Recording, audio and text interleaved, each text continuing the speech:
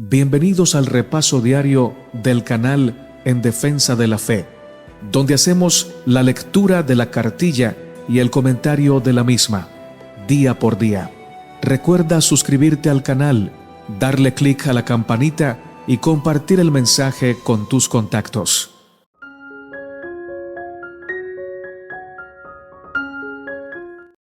Lección para el día lunes, 10 de enero.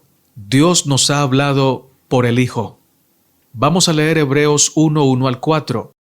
¿Cuál es la idea central de estos versículos?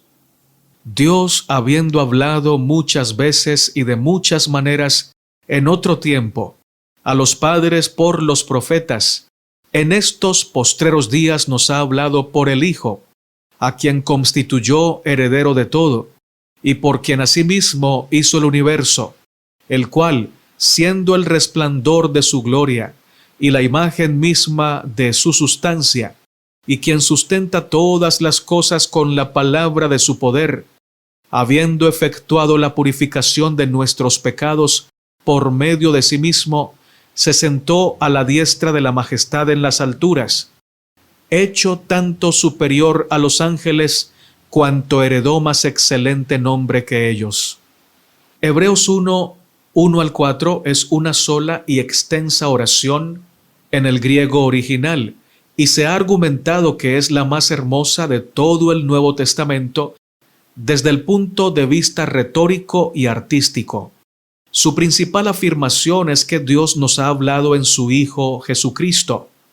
Para muchos judíos del siglo I después de Cristo, la palabra de Dios no se había escuchado durante mucho tiempo. La última revelación que se expresó en la palabra escrita de Dios había llegado a través del profeta Malaquías y los ministerios de Esdras y de Nehemías 4 siglos antes. Pero ahora, a través de Jesús, Dios les estaba hablando de nuevo. No obstante, la revelación de Dios a través de Jesús era superior a la revelación que Dios había hecho a través de los profetas, porque Jesús es un medio mayor de revelación. Él es Dios mismo, quien creó el cielo y la tierra y gobierna el universo. Para Pablo, la divinidad de Cristo nunca estuvo en duda, se da por sentada. Además, para Pablo, el Antiguo Testamento era la palabra de Dios. El mismo Dios que habló en el pasado sigue hablando en el presente. El Antiguo Testamento comunicaba un verdadero conocimiento de la voluntad de Dios. Sin embargo, recién fue posible comprender su significado más pleno cuando el Hijo llegó a la tierra. En la mente del autor, la revelación del Padre en el Hijo proporcionó la clave para comprender la verdadera magnitud del Antiguo Testamento, al igual que la imagen en la caja de un rompecabezas proporciona la clave para encontrar el lugar correcto para cada una de sus piezas. Jesús sacó a la luz gran parte del Antiguo Testamento. Mientras tanto, Jesús vino a ser nuestro representante y nuestro Salvador. Él ocuparía nuestro lugar en la lucha y derrotaría a la serpiente. Asimismo, en Hebreos, Jesús es el líder y el precursor de los creyentes.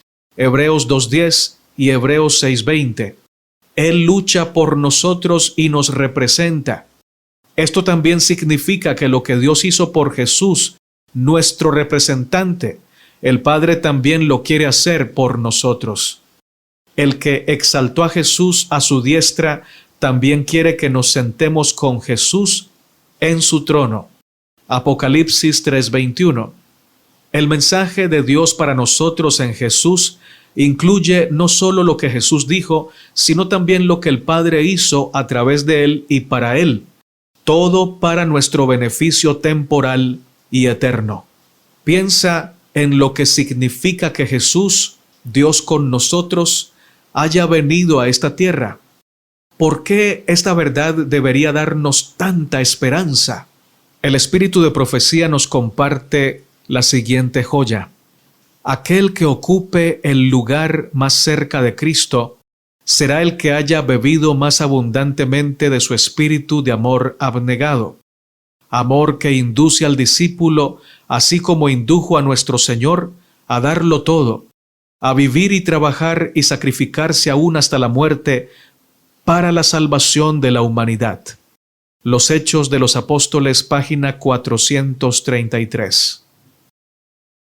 Las Escrituras indican con claridad la relación entre Dios y Cristo, y manifiestan con no menos claridad la personalidad y la individualidad de cada uno de ellos, la personalidad del Padre y del Hijo, como también la unidad que existe entre ambos, aparecen en el capítulo 17 de Juan, en la oración de Cristo por sus discípulos, es decir, en el capítulo 17. Mas no ruego solamente por estos, sino también por los que han de creer en mí por la palabra de ellos, para que todos sean una cosa, como tú, oh Padre, en mí y yo en ti, que también ellos sean en nosotros una cosa, para que el mundo crea que tú me enviaste. Juan 17, 20 y 21. La unidad que existe entre Cristo y sus discípulos no destruye la personalidad de uno ni de otros. Son uno en propósito, en espíritu, en carácter, pero no en persona. Así es como Dios y Cristo son uno. El Ministerio de Curación, página 329. Satanás está determinado a que los hombres no vean el amor de Dios que lo indujo a dar a su Hijo unigénito para salvar a la raza perdida, pues es la bondad de Dios la que guía a los hombres al arrepentimiento. ¿Cómo tendremos éxito en presentar delante del mundo el profundo y precioso amor de Dios?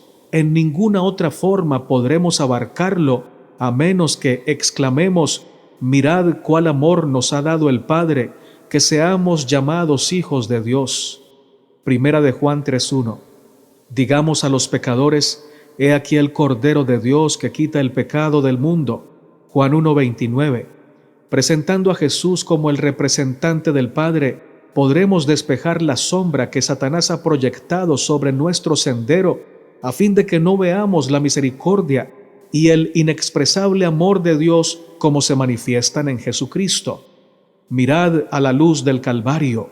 Es una promesa permanente del ilimitado amor, de la infinita misericordia del Padre Celestial. Mensajes Selectos, tomo 1, página 183. En el reino de Dios no se obtiene un puesto por medio del favoritismo, no se gana, ni es otorgado por medio de una gracia arbitraria. Es el resultado del carácter. La cruz y el trono son los símbolos de una condición alcanzada, los símbolos de la conquista propia por medio de la gracia de nuestro Señor Jesucristo. Mucho después, cuando Juan había llegado a armonizar con Cristo por haberle seguido en sus sufrimientos, el Señor Jesús le reveló cuál es la condición que nos acerca a su reino. Al que venciere, dijo Cristo, yo le daré que se siente conmigo en mi trono, así como yo he vencido y me he sentado con mi Padre en su trono. Apocalipsis 3:21. Aquel que ocupe el lugar más cerca de Cristo será el que haya bebido más profundamente de su espíritu de amor abnegado. Amor que induce al discípulo, así como indujo a nuestro Señor a darlo todo, a vivir y trabajar y sacrificarse aún hasta la muerte para la salvación de la humanidad. Los Hechos de los Apóstoles, página 433.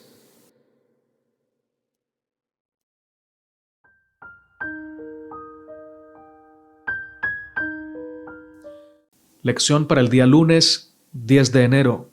Dios nos ha hablado por el Hijo.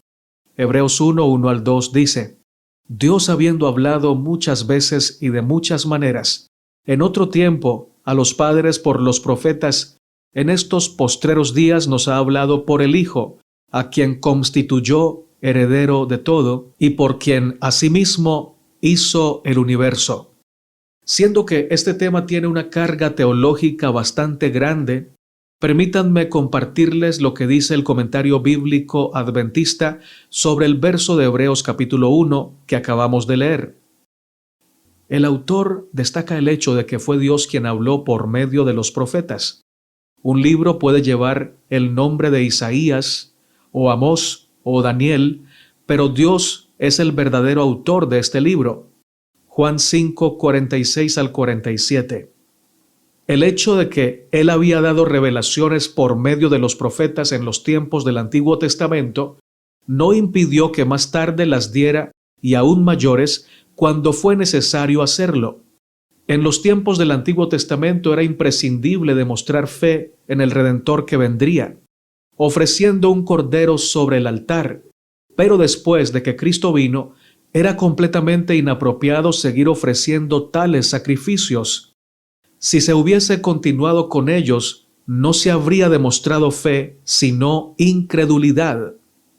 Era necesario dejar a un lado los ritos y las ceremonias que señalaban a Cristo y reemplazarlos por otros en que se demostrara confianza en que Cristo ya había venido.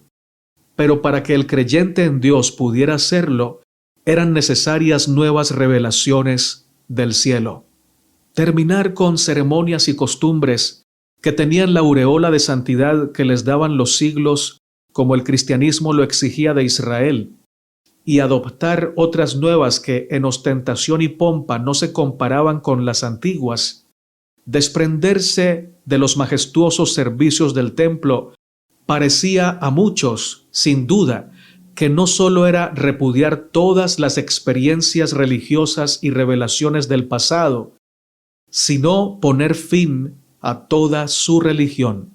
Los judíos del siglo I y sus antepasados siempre habían ofrecido sacrificios y Dios había aceptado su culto.